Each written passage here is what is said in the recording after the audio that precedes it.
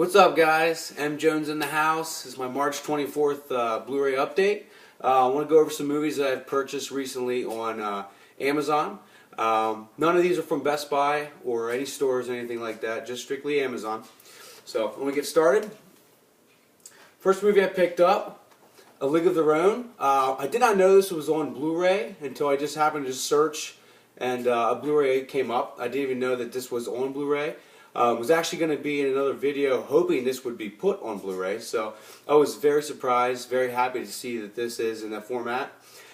This is a movie I remember seeing when I was a little kid, probably like 92, 93 came out. I just love this movie. It's one of my dad's personal favorites, so he's always watching it, so when I go to my parents' house, I always see it on. It's just a great movie. I feel like Gina Davis really isn't in the spotlight much anymore. She was in A Long Kiss Goodnight and Thelma and Louise and of course this movie. But I felt like that was probably her best role. I just really loved her as Dottie. And Madonna was excellent in it. Rosie O'Donnell was excellent in it.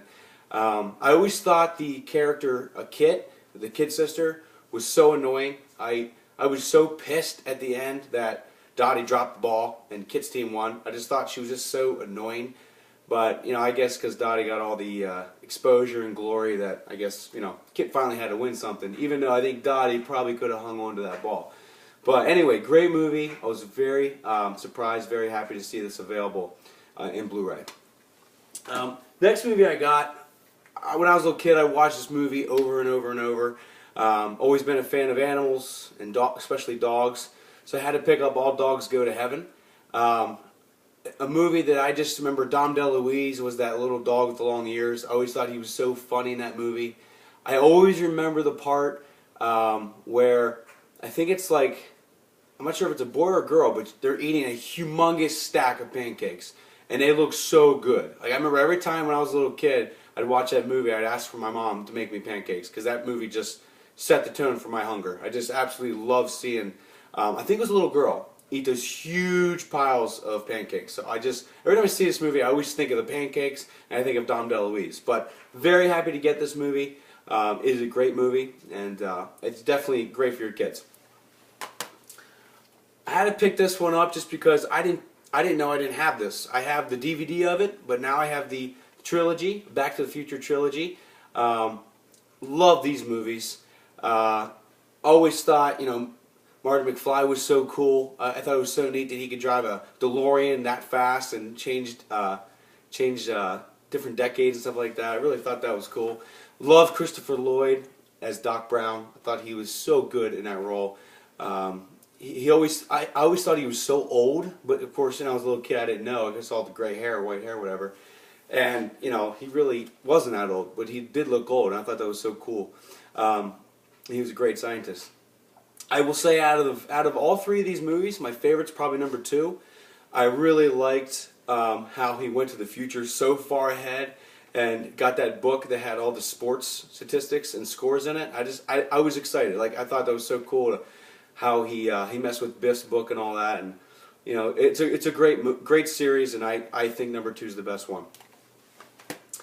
Next one I picked up, another personal favorite of mine and my best friend growing up. Best friend and I used to watch this movie over and over and over at his house, my house. It was just something we always watched when we had sleepovers, and you know, we used to do a handshake to it, and we used to have. Remember they used to sing that Shimmy Shimmy Cocoa Bop song? We used to sing that too. It's just, this movie brings me back to childhood days with my best buddy, and it's just a classic movie of Tom Hanks, and I just always really enjoyed. I think his love interest, I think her name's Elizabeth something, Elizabeth Perkins maybe. She's not real well known to a lot of people, but she was a staple in the 80s and 90s. I think she's on a TV show coming up now. I forget what it's called. But she was really good in this too. You can see on the back, the lady I'm talking about, right there. But this movie I really enjoyed. I think it's funny how in the very beginning the little boy, you know, he kind of looked like Tom Hanks would be as an older kid, as an older person. But you know, I saw him not that long ago on a TV show, maybe 5, 6, 7 years ago, and you know, he obviously looked nothing like Tom Hanks. But he did really nothing with his career, and I forget his name right now, but I know he hasn't been anything huge mainstream. But whatever. But a great movie. Love this. Late 80s. Had to pick it up. Just saw this movie over the summer with my girlfriend. Really love this movie. I don't know why I didn't get it when it first came out. It's just one of those things that's kind of slipped through. Didn't know it was released. But The Campaign with Zach Galifianakis and Will Ferrell. Loved Zach Galifianakis' character. I love that he was very flamboyant and very just silly and goofy, but he had a heart of gold. You know, I loved his kids, and I loved his wife, and it was just, and I just thought he was so good. And Will Ferrell, he plays such a good role as like a jerk. You know, I think this role was just a little bit short of Ashley Schaefer, the role he had in Eastbound and Down with Danny McBride. I thought he was the best jerk in that. But this one, he was a jerk in this one, but just I didn't think as much as his role as Ashley Schaefer in Eastbound and Down. But this movie was really good. I don't know what it was. I didn't really find it funny about like hitting the baby. I don't know. I have young relatives. I don't know. I just didn't think that was really appropriate. I get it was funny for some. I wasn't big on that. I think they could have done something other than that. But again, it was a great movie. I really liked it. It had some good messages in it. Even just these two guys were so silly, but it was a good movie. Had to get this one. I saw this way back in the day with a good friend of mine at a local theater, and I just love this. It always kind of reminded me what high school could be like when you graduate. I was young when I saw this. I was like, this is going to be awesome to graduate high school. But Can't Hardly Wait. I just thought that movie was so cool because the party was epic that girl threw. The house got destroyed, but I really love this movie. And I remember Seth Green was so funny in it as Kenny. He was all gangster and stuff. And Jennifer Love Hewitt, you don't see much of her too much anymore in movies. And of course Ethan Embry, who I believe is right there. It was in a movie I used to love with Ed O'Neill called Dutch, but he went as Ethan Randall in that as casting credit. But in this movie, he's Ethan Embry. He was also in That Thing You Do in Sweet Home Alabama, and I'm sure a few others, can't think of any right now. But this was a great movie, just dealing with all different types of high school personalities all meshing together, for one night just to like party, get drunk, and make mistakes. And I really think it's accurate on how it's depicted because I really think that's how high school is. You don't really get to know anyone until it's a one big party, one last hurrah of your class of whichever year, and you all just hang out, and some people drink, some people don't, some people do drugs, some people don't, and they all just mesh together. And I just think it's so cool how this movie turned out.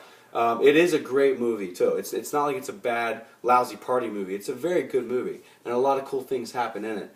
So definitely pick this up. Great movie. And it was also an early Jason Segel movie too. He played the guy next to the other guy with the really big curly hair, and they're asking about does he have a T-shirt, and he started doing the Scooby-Doo impression. Well, Jason Segel was that one guy, so a lot of people I don't think picked that up. Love Jason Segel. Another movie I had to get, E.T. I mean, it's just a staple to anyone's collection. It is an absolute classic. Steven Spielberg did it right. I mean, this movie was so crazy for the time period it came out. And it really was a masterpiece. It really was, and I just loved the whole movie. I loved the very beginning. When he first figures out that the extraterrestrials in the garage, and they get pizza that night, and he kept leaving candies and stuff like that, and E.T. would eat them and stuff. Just a great movie that I grew up watching, and I was a little freaked out by the movie, to be honest with you. Like when E.T. was picked up by his alien life form, I was like, oh my god! I just thought that was so kind of scary. Kind of didn't know what was going on because I wasn't really into aliens as a kid. So I was just always kind of freaked out by it.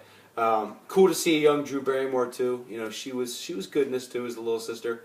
But it's a classic. I don't need to say too much. I think everyone's seen this movie. One of my really top-notch favorites as a kid. For action thriller genre was Fear. I love this movie with Mark Wahlberg, Reese Witherspoon.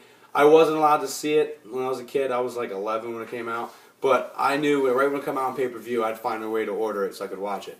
And I did. And I remember watching it with a best buddy.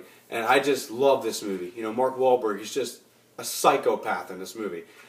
He was really good as a psychopath. And Reese Witherspoon was really good in it too. She played, you know, just an oblivious teen that falls in love with a guy who seems to be cool, and he really wasn't. You know, spoiler alert. But I think you can probably figure that out just with the cover of this Blu-ray and also the name of the movie. But you know, it's a great movie that I think anyone would really like. You know, starting from the ages of 15 and up. And you know, check this out. Great movie, classic from 1996. I had to get this movie because it reminded me of my childhood when I used to watch the VHS Home Alone. The reason I say that is because Fern Gully, The Last Rainforest, came out in about 1992, and I remember this movie so well as a kid, not because I saw it, it's because when I used to watch the VHS of Home Alone, this was always the preview. And I think a Pepsi commercial within the movie. Now this would always show up as a preview for the VHS of Home Alone. I used to always be like, what the hell is this movie? I want to see this. And I never saw it. I never saw it anywhere to rent, nothing. Well, I finally got it off Amazon. I finally watched it. And it was really good. It wasn't a bad movie whatsoever. You know, Tim Curry was the bad guy in this. He played a character called Hexus. And he was, it was like a logging, they wanted to destruct this magical land called Fern Gully of all these inhabitants. And I don't want to tell you too much because this actually was a great movie, and I don't